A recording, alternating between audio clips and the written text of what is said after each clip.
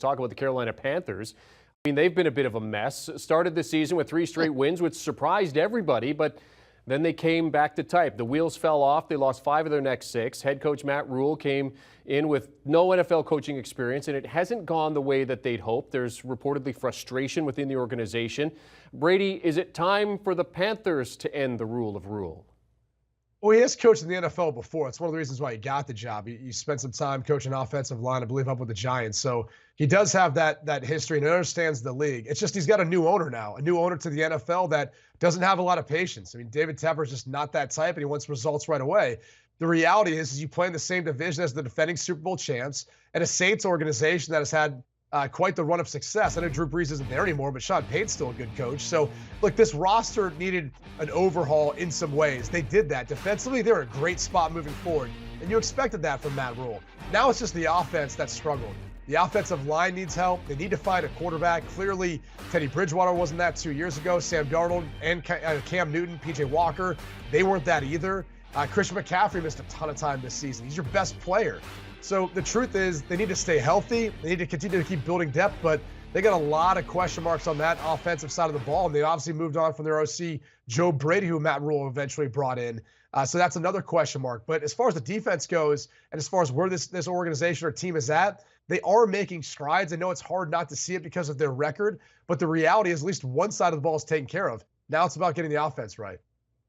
Yeah, the problem is and Brady's spot on. I mean, the defense it looks like it's got a lot of young pieces and could come together and maybe be a sort of breakout unit next year. And I do think maybe starting 3-0 is probably bad for this team because people started, this team's going to the playoffs. Look at their schedule. And they're just not very good. The offensive line is a total disaster. The Sam Darnold situation is just a problem. I mean, they owe him $19 million next year, and they can't get out from under it because of the fully guaranteed 5th-year option that they picked up kind of unnecessarily, I thought, but we'll see. We'll deal with that in the offseason. I mean, generally speaking, it would be wild if the Panthers moved on from Matt Rhules after 2 years, after giving that huge deal and luring him away from Baylor, and it would be some serious egg on David Tepper's face. So I think we'll probably see another full year of Matt Rhules before we start getting a fully hot seat check in Carolina. And they certainly have some question marks on that offense. I mean, Christian McCaffrey, can he stay healthy? And then, of course, the quarterback situation. Brady, as you mentioned, I mean, they went through quarterbacks. It was a revolving door there this year. So, Will, I mean, you haven't given a grade above C- yet. So what do you grade? We're not talking about very good football teams here. What do you grade the Panthers? I give the Panthers a D-, Jeremy. That's right. I'm going even lower for the Panthers, even though expectations weren't very good.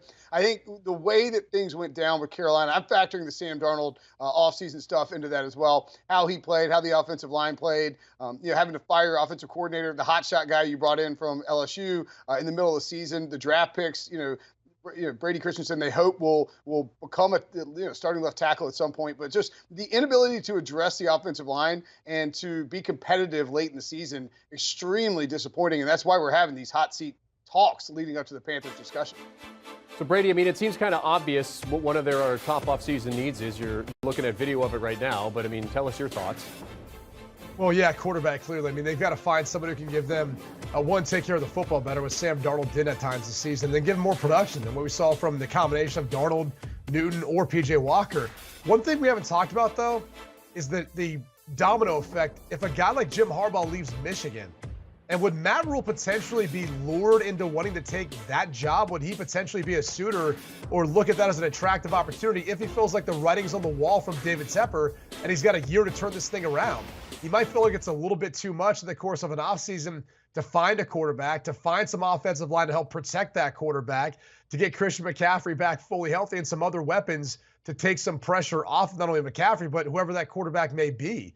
So I do wonder that if there's that kind of maybe it sounds unlikely or maybe it's that hypothetical, but it seems real. Matt Rhules might say, hey, grass kind of looks greener. That's a great blue blood job. If Jim Harbaugh leaves, I'm willing to replace it and just go ahead and say, yeah, David Tepper, go find your next head coach. I'll save you having to worry about, finding that guy a year from now if you're putting that much pressure on me to win and turn this thing around when we've got to play in the NFC South division where we've got, at least right now, the defending Super Bowl champs and Tom Brady. Good news. Do you want a sports network that delivers everything that matters about the game? The highlights, the picks, the instant analysis, no yelling, no fake debates, no politics. Hit the subscribe button and never miss a moment.